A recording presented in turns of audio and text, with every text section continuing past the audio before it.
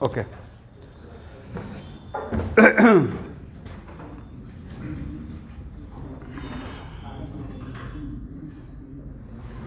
अब बात मत कीजिए।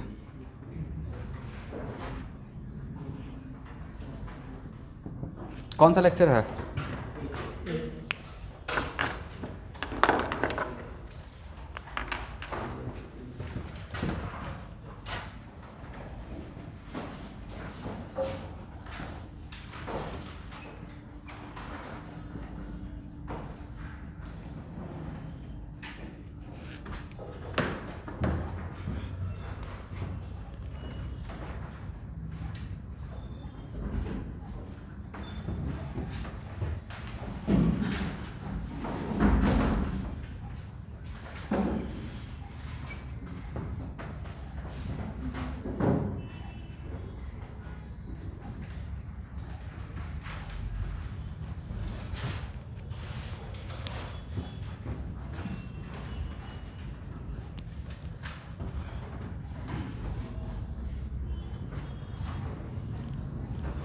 बात मत कीजिएगा स्टूडेंट।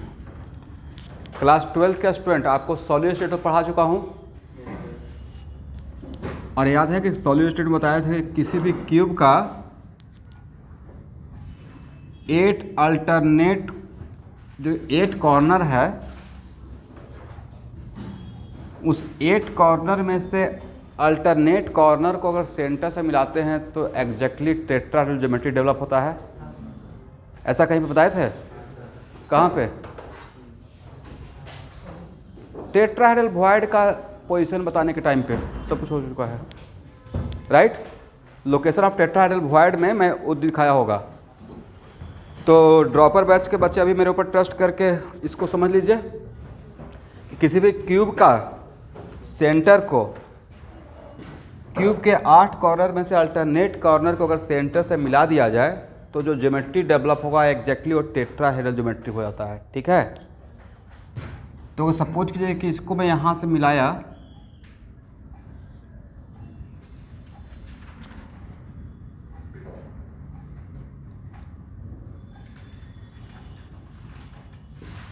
तो इसका अल्टरनेट कॉर्नर तो ये नहीं रहेगा, तो एडजस्टेंट रह जाएगा।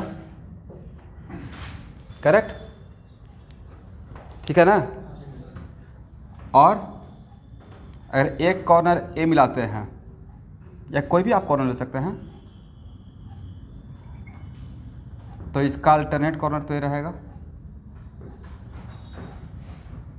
मान लेते हैं कि इसका नाम अगर दे दिया जाए ए, बी, सी एंड डी, और ए अगर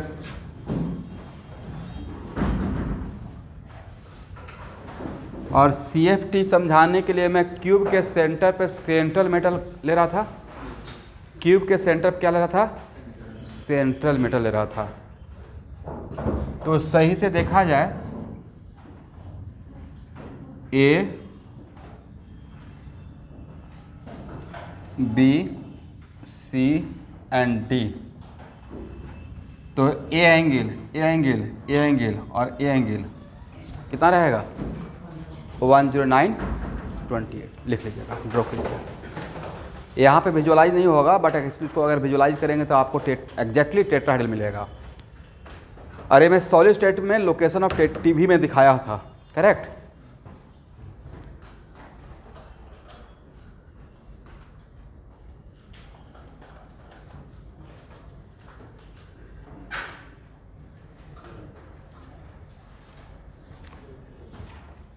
यहाँ तक सबको समझ में आ गया? आगे बढ़े तो हम लोग क्या पढ़ रहे हैं? CFT for tetrahedral void. CFT for, तो ऑब्वियसली टेट्राहेड्रल, सॉरी वॉइड नहीं, टेट्राहेड्रल कॉम्प्लेक्स, इसका मतलब ज्योमेट्री टेट्राहेड्रल है।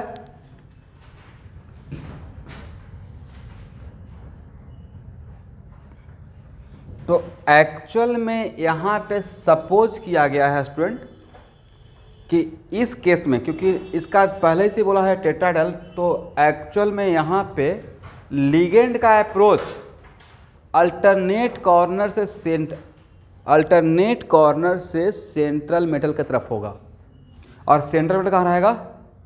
हम लोग यहाँ पे आपको ये सॉलिड स्टेट में पढ़ाया था कि किसी भी क्यूब के सेंटर को अगर क्यूब के अल्टरनेट कॉर्नर से मिलाते हैं तो जो ज्योमेट्री डेवलप होता है दैट इज एग्जैक्टली टेट्राहेड्रल। वो हम लोग लोकेशन ऑफ टेट्राहेड्रल वॉइड के टाइम पे बताया था। तो इस केस में क्या सपोज किया जाएगा कि लिगेंड कहाँ से आएगा, एक कॉर्नर है ना भाई, ये सब क्या है, करेक्ट। तो लिगेंड का अप्रोच यहाँ से हो रहा है,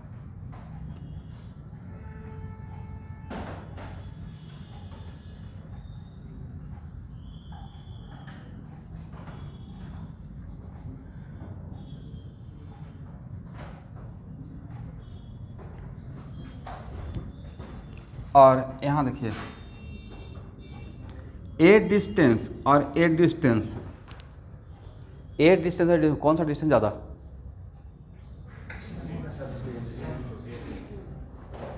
बोल रहे हैं ए डिस्टेंस ज़्यादा, सेम रहेगा ना, सेंटर से कॉर्नर को मिला रहे हैं, राइट। तो क्यूब के कॉर्नर को अगर क्यूबॉइड रहता तो कोई दूसरी बात था, ए और ए डिस्टेंस डिफरेंट रहेगा, सेम रहेगा। तो क्या ट्रायंगल एम सी डी को आइसोसेलेस ट्रायंगल बोल दिया जाए, राइट। और ए जो साइड है आपको लगता है कि ए साइड एग्जैक्टली इस एरिया, इस फेस का डायगोनल है, और इस फेस का डायगोनल का मिड पॉइंट तो इस फेस का सेंटर कहलाएगा, हाँ या ना। चलिए, और हम लोग अपने जंक्शन में क्या मान के चले थे, ए मेरा एक्स एक्सिस रहेगा भाई, एक्स और एक्स डैश, और ए क्या रहेगा, y and y dash, agree. तो अगर इस पॉइंट को इससे मिलाएंगे, ध्यान से देखिएगा, तो यहाँ से जो बाई एक्सिस है उस बाई एक्सिस कहाँ से, क्यूब का सेंटर और इस फेस का सेंटर से पास करेगा, और जेड एक्सिस यहाँ पे नहीं दिखा रहा हूँ, डायग्राम थोड़ा गंदा लगेगा, ठीक है। तो एक्चुअल में ये मैं इस ट्रायंगल को दिखा रहा हूँ, सी डी और एम, और ये पूरा एंगल कितना भाई, 109 डिग्री 28 मिनट, 109 डिग्री 28 मिनट। और ये कौन सा एक्सिस भाई, और यहाँ पे एम ना,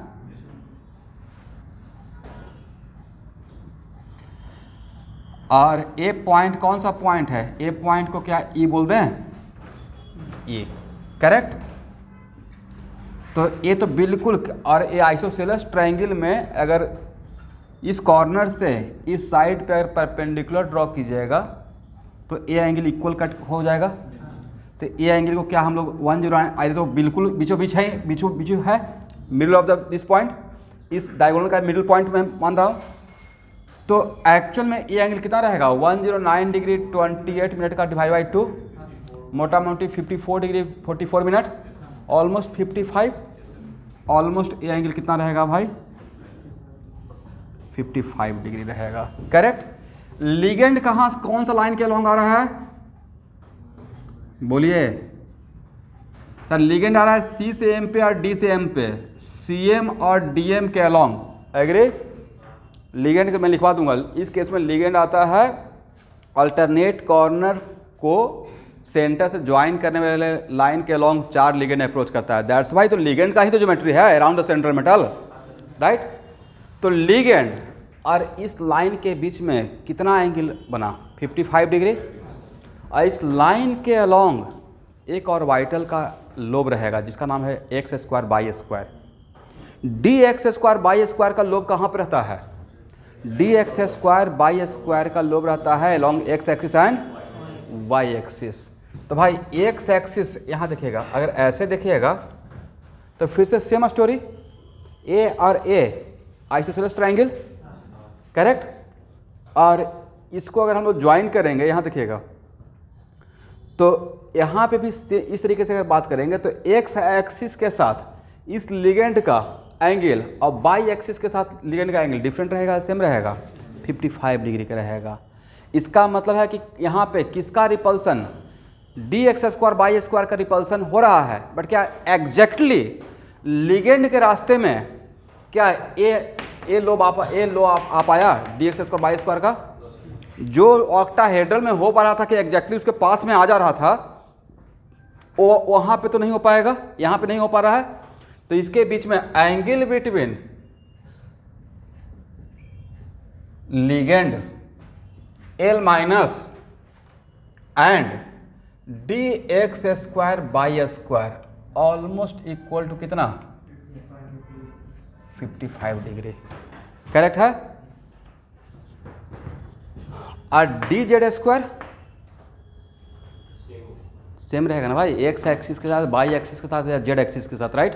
जेड एक्सिस यहाँ पे नहीं ड्रॉ किया हूँ, इसका मतलब एक्सिस का एग्जैक्टली एग्जैक्टली एक्सिस पे कौन कौन सा लोब रहेगा, डायरेक्टली एक्सिस पे कौन सा लोब रहता है, dz² का रहता है along जेड एक्सिस, और x² y² कहाँ रहेगा, एक्स एक्सिस बाई एक्सिस। तो तीनों एक्स एक्सिस बाई एक्सिस या जेड एक्सिस का लिगेंड के साथ एंगल बनेगा 55 डिग्री का। Is it right? यहाँ तक हो गया।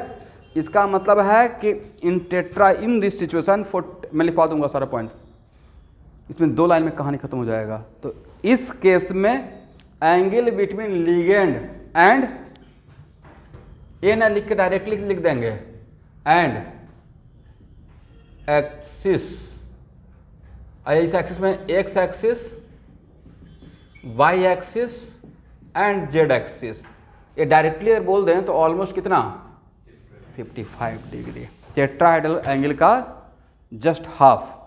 इसका मतलब इस एक्सिस पे जो भी लोब रहेगा उसके साथ इसका एंगल यही बनेगा, रिपल्सन के पॉइंट ऑफ व्यू से लिख लीजिए। इन दिस ज्योमेट्री आप लोग समझ पर तो पाए ना कि कैसे मैंने एंगल में सेपरेशन दिखा दिया। इन this case angle between ligand, approach of ligand and dx² y² comma, in this case angle between ligand and, इसी को इन अदर वर्ड्स लिख रहा हूं, एंड dx² y² और dz² almost equal to how much 55 degree, correct है। वो सारा lobe जो एक्सिस पे डायरेक्टली है, उस मैं एक्सिस के साथ एंगल ही निकाल दिया, तो जो भी लोब डी और वाइटर डी सबसेल का एक्सिस पे रहेगा उसके साथ वही एंगल रहेगा।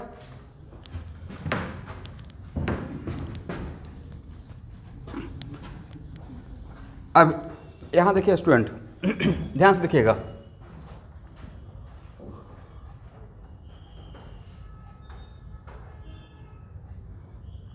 आपका dx² y² कहां रहेगा,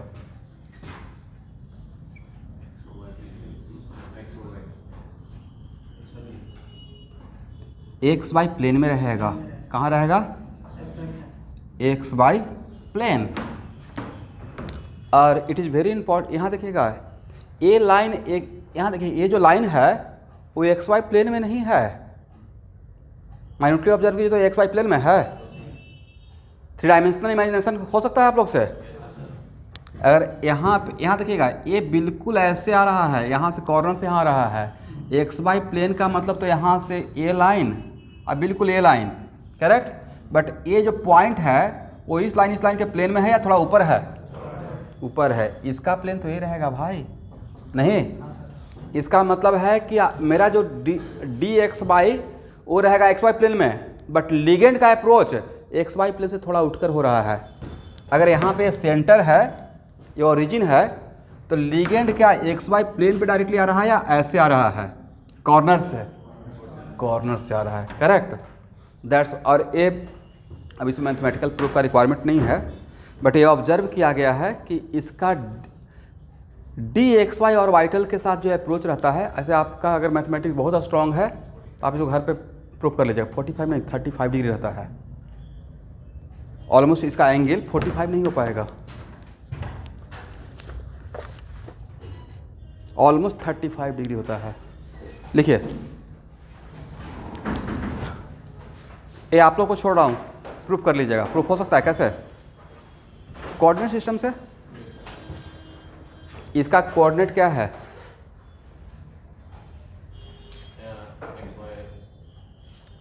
how can we find out the angle between line and plane. 3D में पढ़ना है ना, एंगल बिटवीन लाइन एंड, ये आप लोगों को मैथमेटिक्स वाले बच्चों को छोड़ देता हूँ, और मेडिकल वाले मेरे ऊपर ट्रस्ट करके हट जाइए। In this case angle between ligand and d x y is almost equal to 35 degree.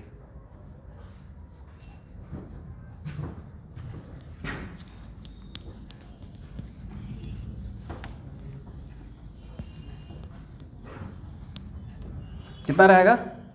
Not 45, 35, ठीक है। इसका मतलब लिगेंड के बीच में एंड डी एक्स वाई या डी वाई जेड और डी जेड एक्स, इसके साथ एंगल कितना रहेगा? Almost 35 degree. रट जाइए ना, क्यों इतना प्रूफ करने के पीछे भागेंगे। चलिए अभी यहाँ देखेंगे, it is very important to note that अगर आपसे पूछा जाएगा कि टेट्राहेड्रल कॉम्प्लेक्स में, सब लोग यहाँ देखिएगा, टेट्राहेड्रल देखिए गया और टाइम से आइएगा भी नहीं, अभी तो यहाँ पे कंस्ट्रक्शन हो रहा है, चलेगा 1 साल, बट दोबारा मौका नहीं मिलेगा, इसलिए टाइम से निकलना है, थोड़ा पहले आना है।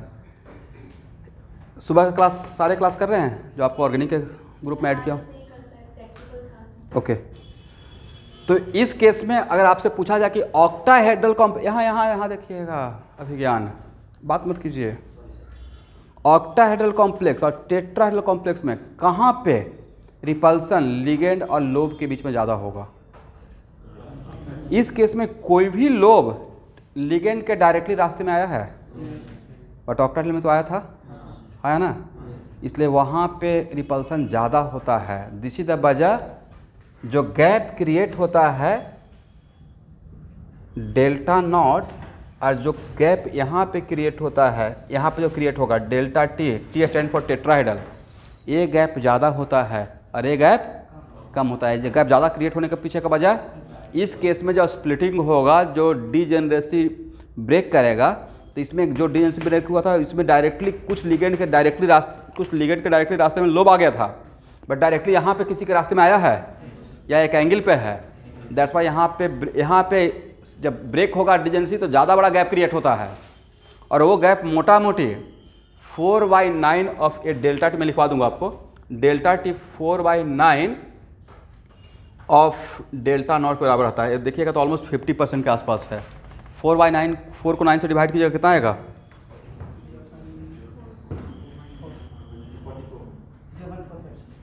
0.45, मतलब 45% के आसपास, राइट।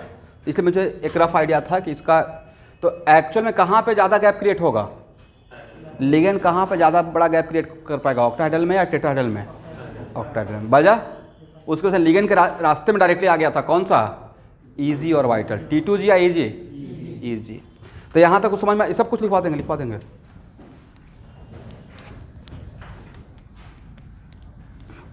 तो पहला तो इन्फॉर्मेशन ए लिख लीजिए कि delta not greater than delta T, correct है ना? ये डायरेक्टली ऑब्जेक्टिव पूछा हुआ है मेडिकल में, नहीं ट्रस्ट है तो 5 साल का क्वेश्चन उठा कर देख लीजिएगा, इसका फ्री में मार्क्स है ना भाई। डेल्टा नॉट इक्वल टू होता है 4/9 delta T magnitude wise, correct है?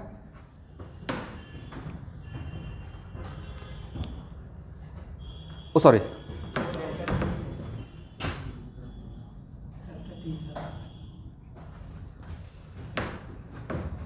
ये डायग्राम कोड है।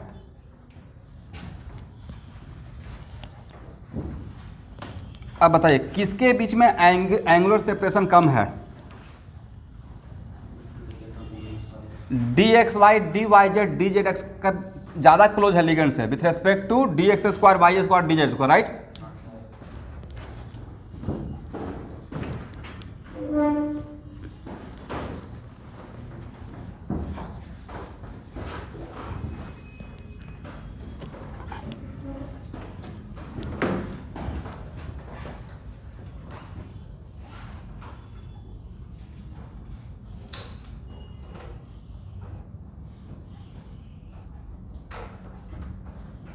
कितना लिगेंड का अप्रोच होगा भाई?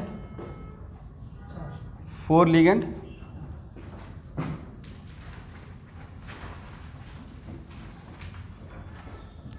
अब बोलिए कौन ऊपर जाएगा, कौन नीचे रहेगा, कौन ज़्यादा रिपल्सन फेस करेगा? यस, इस केस में जस्ट उल्टा हो जाएगा, नहीं?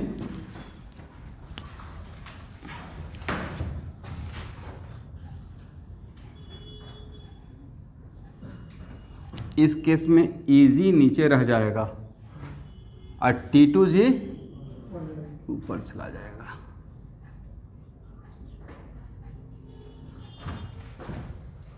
और इस पूरे गैप का वैल्यू क्या कहलाएगा? Delta T, correct. और इसको हम लोग एनर्जी बैरियर बोलेंगे, इसको जीरो लेवल मानिए।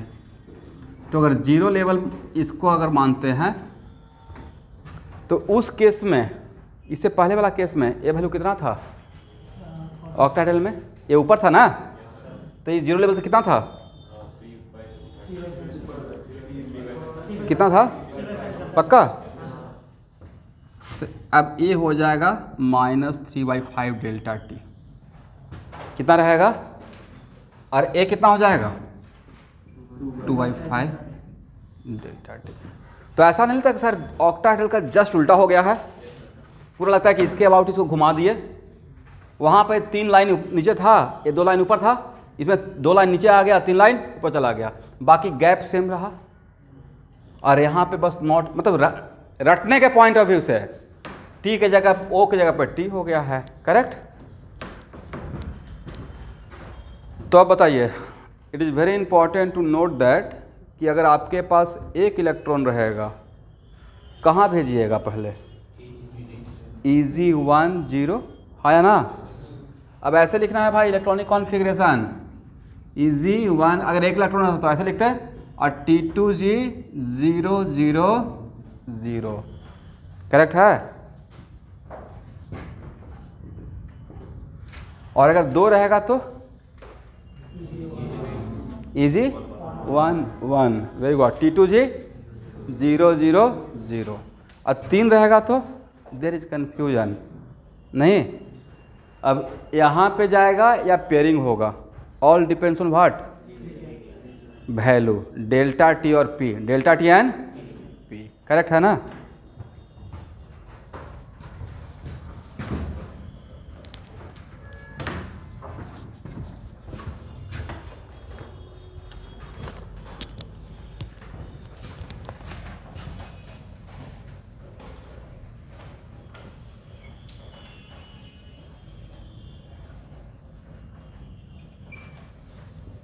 चलिए, Cl- को वीक लिगेंड मानते हुए इसका इलेक्ट्रॉनिक कॉन्फिगरेशन लिखिए और CFAC का फार्मूला बताइए, वैल्यू बताइए।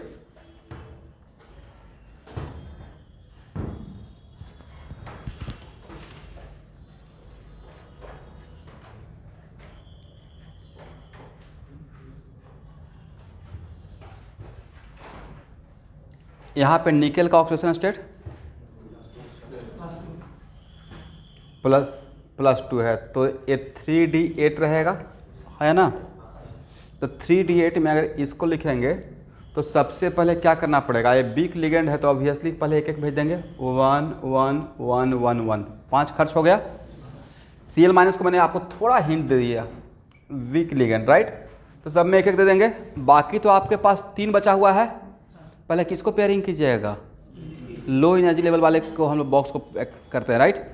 और अगर ये वीक लिगेंड है, it is very important to note that, अगर ये वीक लिगेंड है तो गैप कम क्रिएट होगा और उससे ज़्यादा एनर्जी खर्च होगा किसमें? पेयरिंग करने में। जैसे सबसे पहले हम लोग को क्या कोशिश की है कि एक एक इलेक्ट्रॉन सब में भर दिए, बाद में अगर बचा हुआ है तो पेयरिंग सबसे पहले यहाँ पे करना स्टार्ट करेंगे या यहाँ पे करना स्टार्ट करेंगे। दैट्स वाई इसका वीक लिगेंड रहेगा तो Cl- को मैंने बोला दिया वीक लिगेंड मान लीजिए अभी के लिए। तो क्या हो जाएगा? Eg2 2 और T2G 2 1 1, करेक्ट है ना। चलिए, यहाँ पे कोई भी इलेक्ट्रॉन का pairing due to nature of ligand हुआ है? नहीं हुआ है। तो CFAC का फार्मूला तो जो वहाँ पे था वही यहाँ पे रहेगा। क्या हो जाएगा वैल्यू? ये value in terms of delta T बताइएगा। T stand for tetrahedral. हाँ, नंबर तो अब Eg में रहेगा 4। हाँ, तो फार्मूला दोबारा बना लीजिए। ये मैं लिख देता हूँ फार्मूला, रुकिए।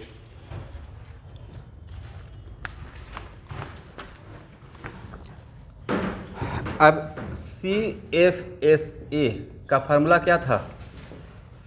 NT2G अब यहाँ पे एन T2G तो लिखेंगे प्लस 2/5 नहीं, डेल्टा टी, अब प्लस एन EG क्या लिखेंगे माइनस 3/5 डेल्टा टी, अब प्लस लिख लीजिए।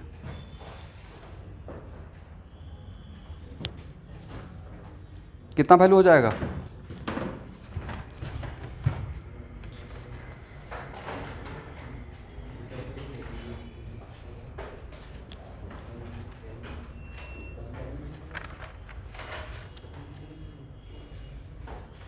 Minus 0.8 delta T, right? निकालेंगे तो यही आया होगा।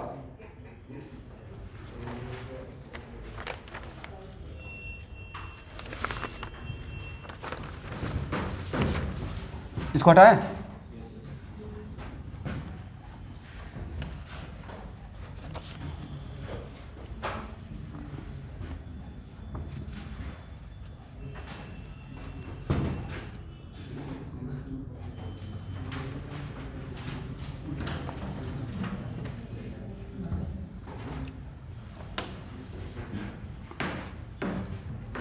लिखिए CFT for a square planar, CFT for a square planar.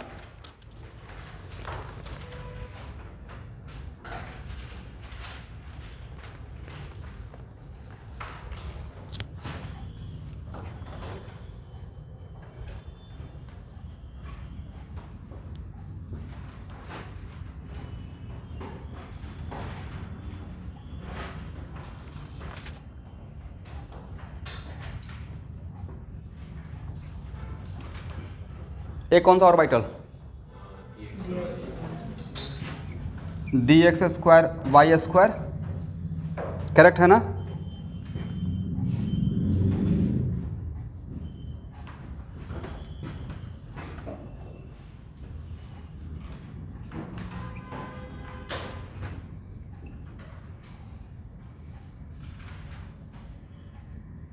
ये कौन सा? dxy, correct. तो एक्चुअल में dyz कैसे रहेगा? वो yz प्लेन में रहेगा।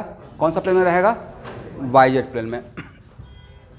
तो इन केस ऑफ, और आपको बताया भी है कि स्क्वायर प्लेनार के लिए कौन सा लोब यूज करते हैं? dx square y square.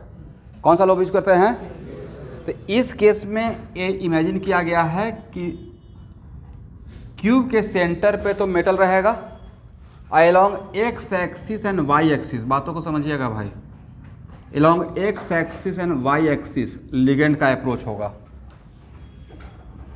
तो डायरेक्टली इसके रास्ते में कौन सा ऑर्बिटल आ गया?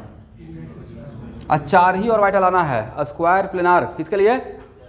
अभी हम लोग कोऑर्डिनेशन नंबर 4 के लिए बात कर रहे हैं, 6 के लिए ऑक्टाहेड्रल हो गया, राइट? कोऑर्डिनेशन नंबर 4 में 2 situation, tetrahedral and square planar. Tetrahedral में तो कॉर्नर से सेंटर की तरफ आएगा, लेकिन स्क्वायर प्लेनार में अलोंग द एक्सिस। अगर लिखना चाहते हैं तो लिख लीजिए, in case of square planar approach of 4 ligands along x axis and y axis.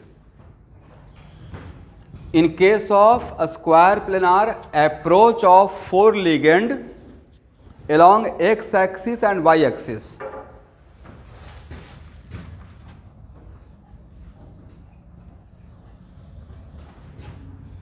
यहां तक बातें समझ में आ गया? अब यहां देखेंगे 2 डायग्राम आपके सामने है। dxy के साथ कितना एंगल पे आ रहा है? 45 डिग्री। बट इसके तो डायरेक्टली रास्ते पे आ गया। तो dxy और dx स्क्वायर वाई स्क्वायर में सबसे ज़्यादा रिपल्सन कौन फेस करेगा? Correct, dx square by square. Agree? But what about dyz? dz square, dz square तो सिर्फ ऐसे रहेगा 90 डिग्री पे along z एक्सिस ना। तो z एक्सिस के साथ इस लिगेंड का अप्रोच का एंगल कितना रहेगा? 90 डिग्री पे, राइट? What about dyz?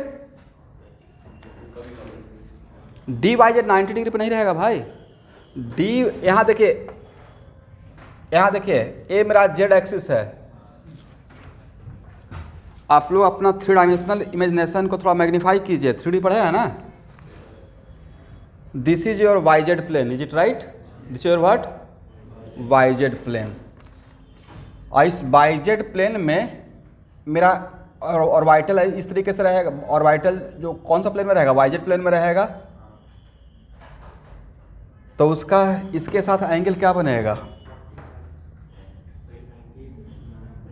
90 बनेगा क्या?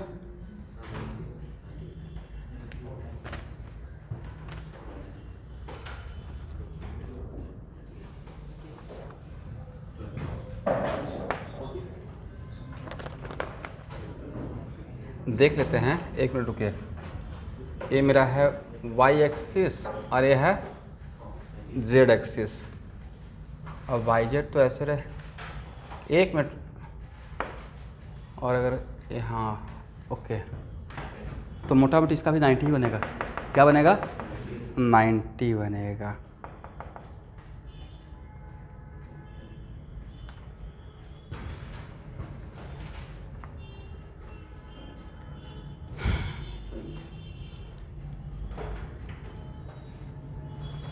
इसका मतलब है कि अगर आपसे पूछा जाए डी वाई जेड और डी जेड एक्स और डी एक्स वाई, ये अब तीनों साथ साथ रह पाएगा?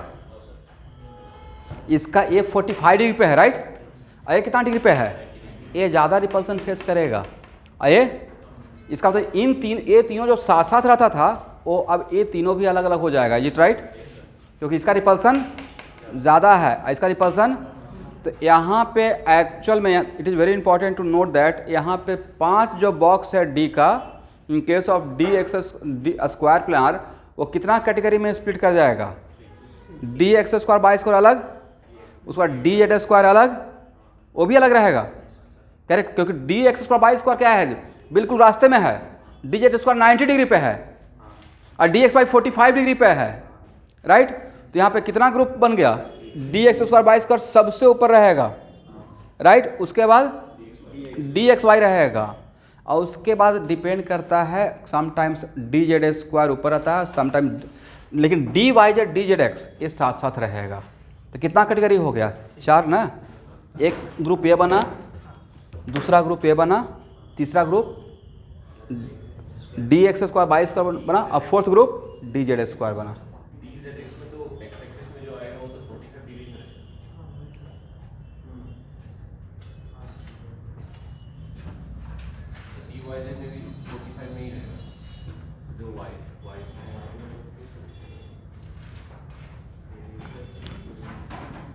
ये अगर एक्स एक्सिस और एक क्या रहेगा?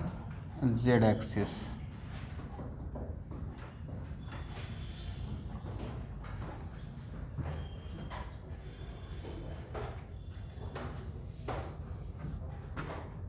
तो अगर यहाँ पे एक्स एक्सिस पे एक ligand, one of the ligand ना, बट दूसरा लिगेंड 90 डिग्री पे रहेगा। सारा लिगेंड तो नहीं रहेगा। एक लिगेंड का स्लोप के साथ कितना एंगल बनेगा? 45 डिग्री, बट दूसरा जो लिगेंड अलॉन्ग बाई एक्सिस अगर अप्रोच करेगा तो उसका कितना एंगल पे रहेगा? 90 डिग्री पे रहेगा, करेक्ट?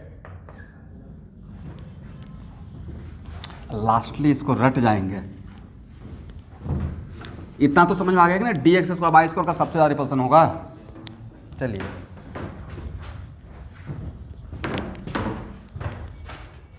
जितना विजुलाइज करने में यहाँ पे दिमाग खराब हो रहा है, उतना से कम टाइम में इसका आंसर आ जाएगा। बस यहाँ पे जानबूझ थोड़ा इन्वॉल्व किया कि थोड़ा बहुत आपको याद रहे।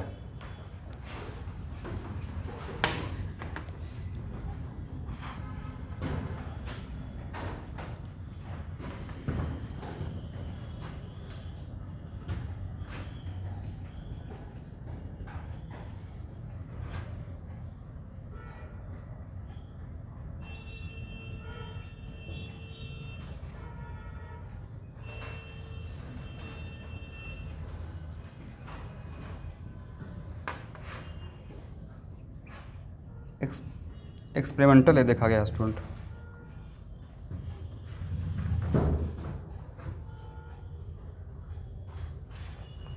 बट यहाँ देखिए, समटाइम्स ए लाइन यहाँ रहता है, ए लाइन यहाँ रहता है, समटाइम्स ए ऊपर चला आता है, ए नीचे आता है, और समटाइम्स ए जनरली ए ऊपर आता है, ए नीचे रहता है। तो एक यहाँ से यहाँ तक ये पूरा गैप को क्या पढ़ेंगे? ए स्टैंड फॉर स्क्वायर प्लेनर या एसपी भी लिख सकते हैं। इस गैप को डेल्टा 1 पढ़ लीजिए, इस गैप को डेल्टा 2 पढ़िए, और इस गैप को डेल्टा 3 पढ़िए, और ये ऑब्जेक्टिव आएगा delta 1 greater than delta 2 greater than delta 3। मतलब एक गैप का ऑर्डर पूछा जाता है, ठीक है, लिख लीजिए। क्यों हुआ, कैसे हुआ, और भूलकर भी इसमें ऐसे ही इसको रट जाना है।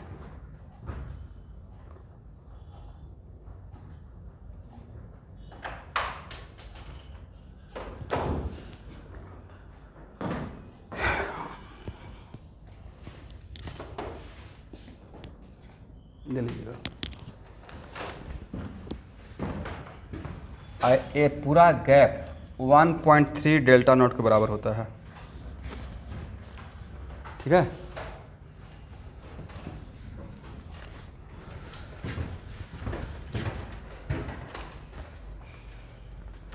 तो बताइए, अगर इस टाइप का सिचुएशन रहेगा, it is very important to note that, इसका मतलब ये हुआ कि अगर मेरे पास दो लाइन रहेगा ना, अगर डी में दो इस टाइप का सिचुएशन के लिए अगर दो ही इलेक्ट्रॉन रहेगा, हालांकि ऐसा होगा नहीं, लेकिन फिर भी अगर दो इलेक्ट्रॉन रहेगा तो आपका कॉन्फ़िगरेशन क्या रहेगा? T2G, इन तीनों को मिलाकर क्या बोल रहे थे? इसको मिलाकर T2G, T2G क्या 1 1 0, ये 0 DX5 वाला है, क्या है 0, और EG 0 0। अगर 3 इलेक्ट्रॉन रहेगा तो T2G 1 1 0 1 0, ये 1 किस में? DZ स्क्वायर में। किस में रहेगा? DZ। ऐसे लिखना पड़ेगा आपको, ठीक है। सबसे पहले तो यहाँ भरेंगे ना, यहाँ के बाद कहाँ रहेंगे? अब यहाँ के बाद सर एक गैप पे डिपेंड करेगा नहीं कि पेयरिंग होगा या इसमें जाएगा। तो मुझे नहीं लगता है कि इसमें आपसे इतना पूछा जाएगा, बहुत कम चांस है, लेकिन ये वैल्यू याद रखिएगा। तो ये तो पूछा सकता है डेल्टा नॉट, डेल्टा टी और डेल्टा एस का ऑर्डर किसी पार्टिकुलर लिगेंड के लिए। सबसे बड़ा वैल्यू किसका रहेगा? उसके बाद किसका रहेगा? उसके बाद किसका रहेगा? Delta T. ऑर्डर लिख लीजिए, delta S greater than what?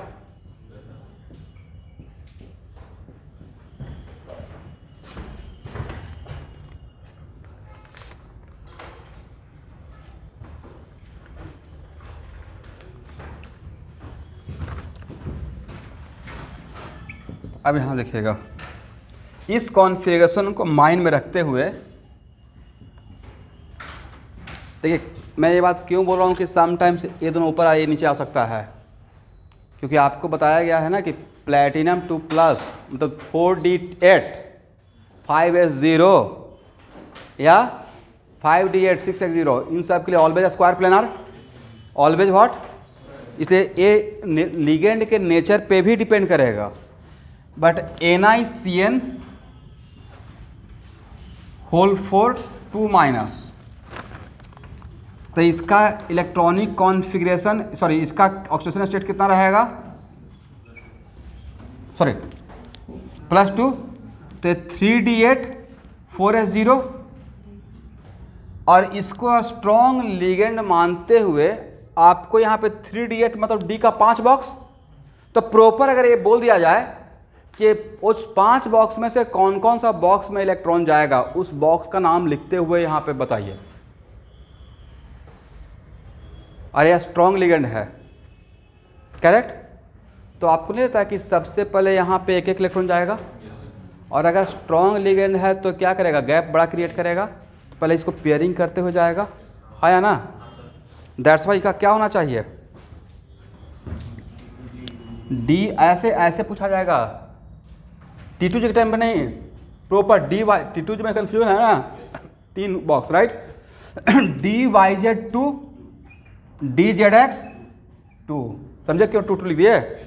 यहाँ पे एक इलेक्ट्रॉन दिए, बट यहाँ पे स्ट्रॉन्ग लिगेंड है तो ये गैप बड़ा रहेगा, उससे कम एनर्जी खर्च होगा पेयरिंग करने में। यहाँ पे दो, उसके बाद किस में जाएगा, dz²। पहले यहाँ पे एक इलेक्ट्रॉन देंगे, बट गैप अगर बड़ा है तो पहले इसको पेयरिंग करेंगे। एग्री? कितना इलेक्ट्रॉन खर्च हो गया? अब क्या रहेगा, dx/2। करेक्ट है ना?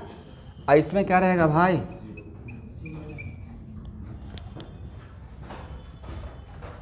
अरे एक्चुअली होता भी ऐसा ही है।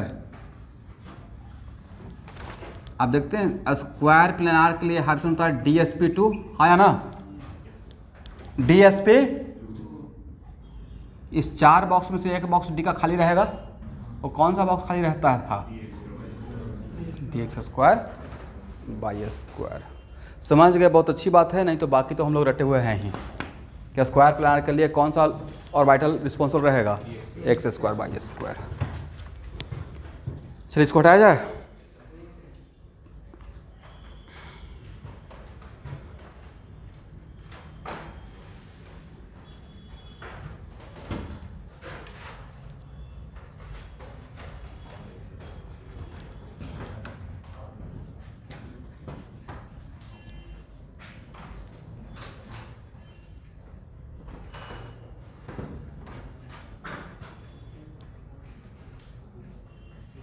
बोलो भाई रोशन कुमार।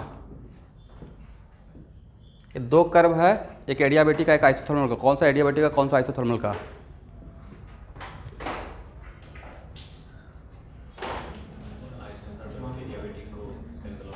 वन या टू में बताइए। 1 आइसोथर्मल, 2 एडियाबेटिक, हाँ या ना? करेक्ट, याद है? आप भूल गए आप लोग?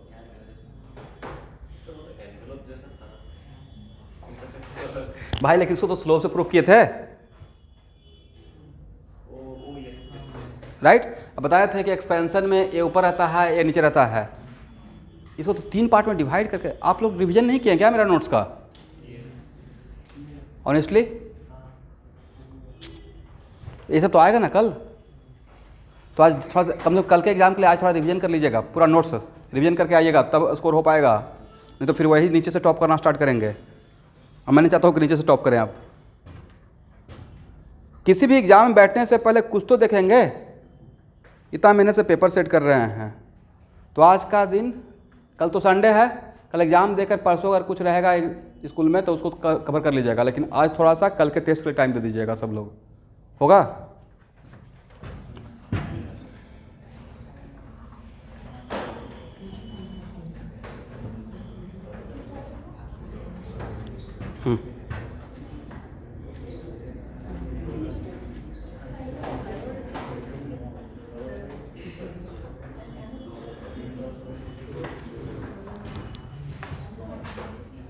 ये सब याद है कि नहीं? कोई भी एनी पॉलीट्रॉपिक प्रोसेस, इसका बर्डन, ये सब तो पढ़ाए हुए थे। और मोलर हीट कैपेसिटी तो जनरलाइज निकाले थे फॉर एनी प्रोसेस, ये भी याद है कि नहीं? R/1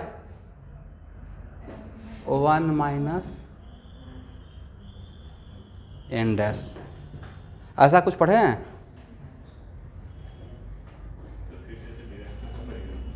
डिराइव क्या करना पड़ेगा भाई, कब होगा तब?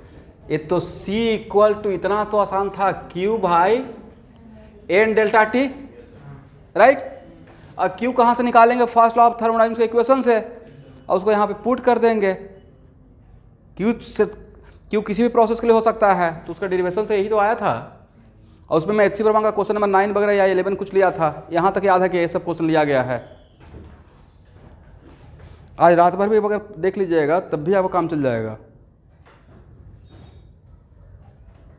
मुझे लगा कि आप लोग रेडी हो गए, बहुत पहले से अनाउंस किया हुआ था सिलेबस।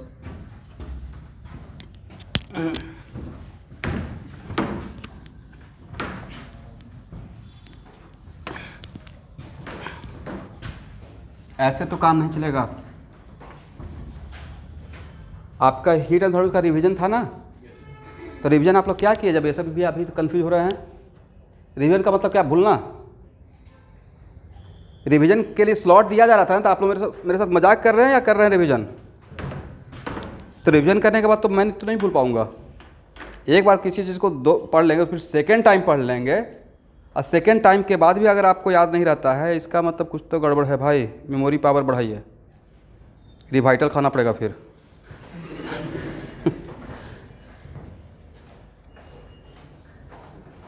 हम लोग के टाइम पे पटना में जब कुछ बैचमेट तैयारी करते थे ना, वो सब कुछ नहीं होता है। बाई हार्ट अगर चीज़ों को देखिएगा तो ऑटोमेटिक दिमाग में जहन में बैठ जाता है, राइट?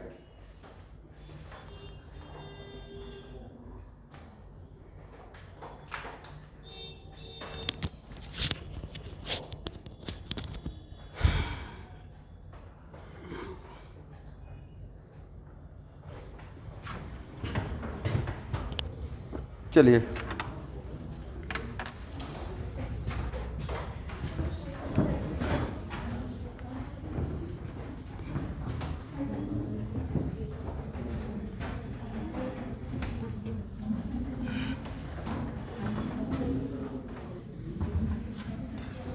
अब देखिए, अब हम लोग का बचा हुआ है। हेलो एवरीवन, ऑनलाइन के बच्चे ज्वाइन किए हुए हैं? आवाज़ नहीं आ रहा है क्या?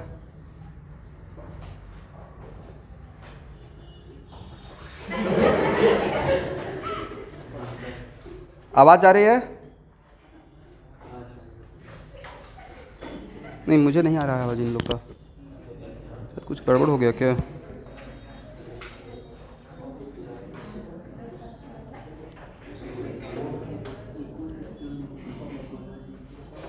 कुछ गड़बड़ हो गया है। हाँ, हेलो स्टूडेंट, आवाज़ आ रही है? एक ख़राब हो गया लगता है एक तरफ। Okay,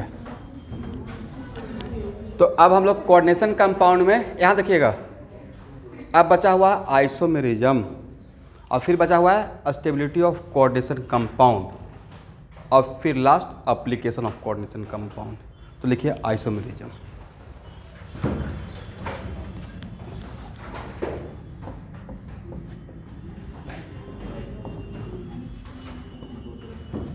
isomerism of coordination compound.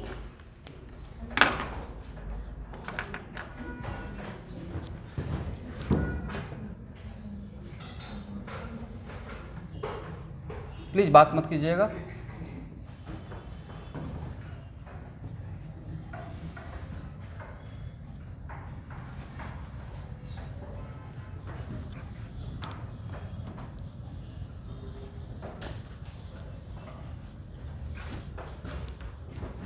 यहाँ देखिए स्टूडेंट,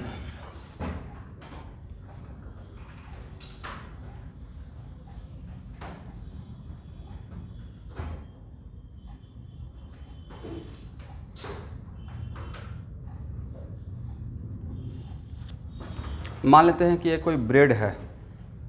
इस ब्रेड को दो ब्रेड में कन्वर्ट करना है without changing the length and width. Length और विड्थ को चेंज नहीं करना है, बट एक ब्रेड को दो ब्रेड बना देना है। सर इसके अबाउट कट कर दीजिए, है ना? एग्री? इसके अबाउट अगर कट करेंगे तो एक्चुअल में मैं यहाँ से आपको समझाने का कोशिश कर रहा हूँ कि कोऑर्डिनेशन कंपाउंड में समटाइम्स ऐसा हो सकता है। यहाँ देखिएगा, ए बी ड्रॉपर बैच का स्टूडेंट, जनरली हम लोग ऑर्गेनिक केमिस्ट्री में ऐसा पढ़ते हैं कि किसी एटम से 4 डिफरेंट एटम अगर अटैच रहता है तो उस एटम को कायरल एटम बोलते हैं। कौन सा एटम बोलते हैं? Chiral centre, right? बट यहाँ पे मानते हैं A B C and D, आप लोग भी ध्यान समझिएगा, A all are 4 different group. All are what? तब ए तो हो गया कायरल। क्या हो गया? जस्ट इंट्रोडक्शन देकर आज छोड़ दूंगा। एक कायरल हो गया, बट ये अगर सपोज कीजिए कि एक कायरल सेंटर होते हुए भी अगर इसका ज्योमेट्री स्क्वायर प्लेनार है, क्या है? तो किसी भी मॉलिक्यूल का किसी भी मॉलिक्यूल का सारा एटम अगर सेम प्लेन में आ गया, किसमें, तो वो प्लेन ही उसका प्लेन ऑफ सिमेट्री कहलाता है। वो प्लेन क्या कहला जाएगा? किसी भी सिमेट्रिक मॉलिक्यूल का मिरर इमेज सुपर इम्पोजेबल होता है। क्या होता है? वो ऑप्टिकली इनएक्टिव होता है। करेक्ट है? इसका मतलब है कि यहाँ पे कायरल एटम होते हुए भी अगर इसका geometry let us suppose square plane रहेगा, क्या रहेगा? तो वो प्लेन, वो जिस प्लेन में सारा एटम है वो प्लेन ही उसका क्या कहलाएगा? Plane of symmetry. तो ये बातें मुझे अपने टाइम पे विजुलाइज नहीं होता था, तो इसको समझाने के लिए मैं क्या किया कि ऐसे सोचा कि कोई ब्रेड है, इस ब्रेड को 2 ब्रेड में कन्वर्ट कर देना है, तो इसको किस प्लेन के अबाउट कट करें without changing length and width? तो ये प्लेन, नहीं बीच से। तो समझाने में अब आसानी होगा, अदरवाइज इस चीज़ को आप एक्सेप्ट नहीं कर पाएंगे, और नहीं भी एक्सेप्ट कर पाएंगे तो इसको रट लीजिए कि आज के बाद किसी भी मॉलिक्यूल का सारा एटम अगर सेम प्लेन में रहेगा तो वही प्लेन उसका क्या बनेगा? Plane of symmetry, even if वहाँ पे कायरल सेंटर है। करेक्ट है? एक लिखिए मेरे तरफ से नोट करके।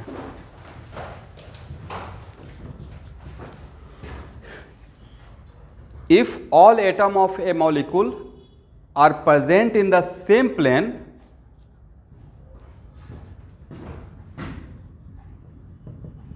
if all atom of a molecule are present in the same plane,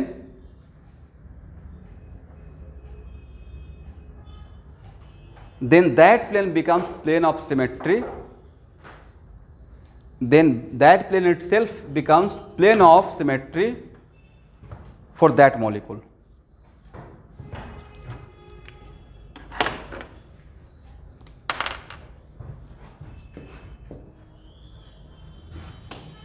Even if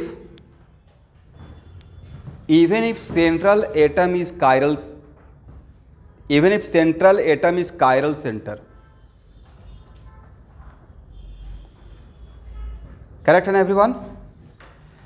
यहाँ से आप क्या समझे कि ये मैं कोऑर्डिनेशन नंबर 4 के लिए आपको समझाया। जनरली आपको एक कोऑर्डिनेशन नंबर कायरल सेंटर कहाँ मिलेगा?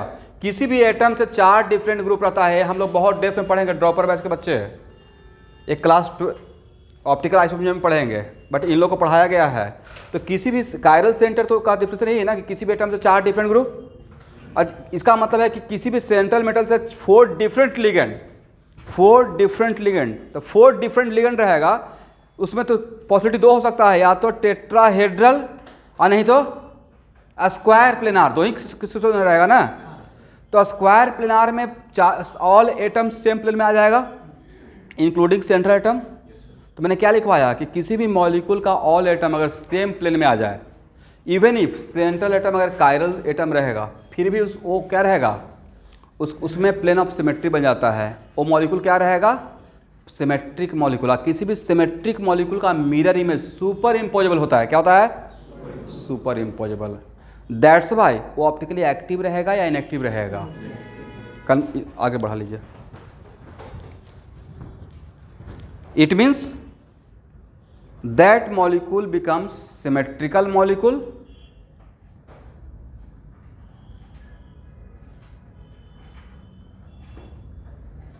and we know that, नहीं भी जानते फिर भी लिखिए, and we know that all symmetric molecule is optically inactive, and we know that all symmetric molecule is optically inactive.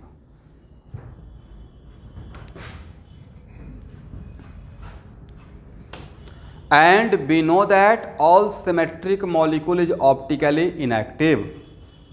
एक क्लास 12th वाले बच्चों को समझ में आ रहा होगा, ड्रॉपर बैच मेरे ऊपर ट्रस्ट करके रट लीजिए, ठीक है? सारे सिमेट्रिक मॉलिक्यूल का मिरर इमेज क्या रहेगा? Super imposable. करेक्ट? तो वो क्या क्रिएट करता है? मेजो क्रिएट करता है ना। क्या क्रिएट करता है? मेजो। बट उसको अभी के टाइम पे मेजो ना बोल के आप ऑप्टिकली इनएक्टिव ही बोलिए, ठीक है? इसका मतलब है कि 2 केस, एक कोई लिगेंड है A, B, C and D, और इसका ज्योमेट्री है टेट्राहेड्रल, और यहाँ भी कायरल सेंटर इसका ज्योमेट्री है स्क्वायर प्लेनार। किस केस में ऑप्टिकली एक्टिव रहेगा, किस केस में ऑप्टिकली इनएक्टिव रहेगा? ए सिमेट्रिकल या एसिमेट्रिकल? यह ऑप्टिकली एक्टिव कहलाएगा स्टूडेंट। और ए क्या रहेगा, ऑप्टिकली इनएक्टिव। और यहाँ देखिए, अगर optical isomerism due to one chiral centre हो रहा है, क्या हो रहा है, अगर optical isomerism due to one chiral centre अगर हो रहा है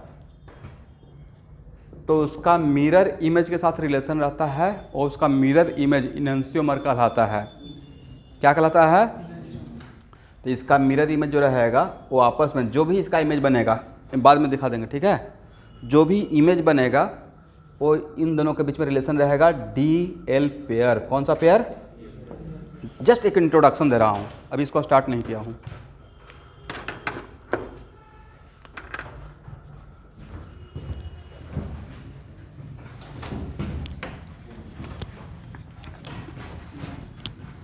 या स्टार्ट नहीं किया भाई, जस्ट इंट्रोडक्शन दे रहा है।